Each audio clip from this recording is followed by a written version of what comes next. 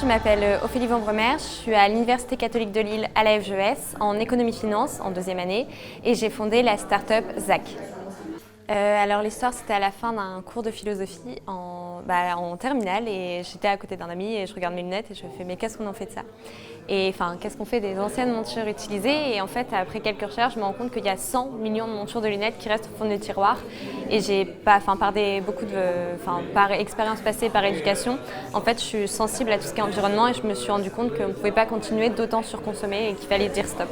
Exact, c'est en 3 étapes, c'est la collecte, on va collecter des montures inutilisées pour sensibiliser, montrer qu'on peut consommer différemment et ensuite avoir notre matière première. Ensuite, elles vont être reconditionnées en partenariat avec une entreprise adaptée pour favoriser l'inclusion sociale.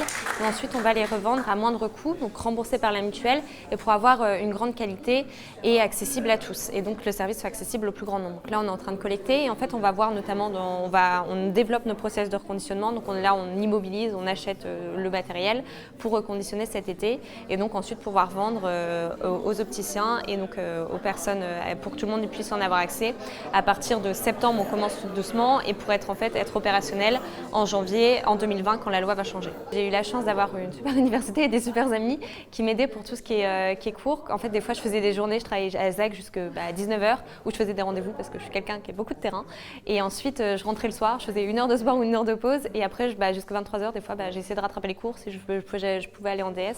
Où en fait ça m'a permis à la fois de devenir vachement productive et de permettre à mon cerveau de penser de façon très différente et vraiment savoir ok je dois être comme ça et maintenant c'est plus t'as plus le choix, c'est tu fais comme ça parce qu'il faut juste être opérationnel et pouvoir allier les deux. Et en fait sans la bourse Pépite, sans Pépite ça aurait pas été possible parce que ça m'a permis de justement quand j'avais des rendez-vous sur Paris pour saisir des opportunités que ce soit BNP ou autre, de pouvoir les saisir.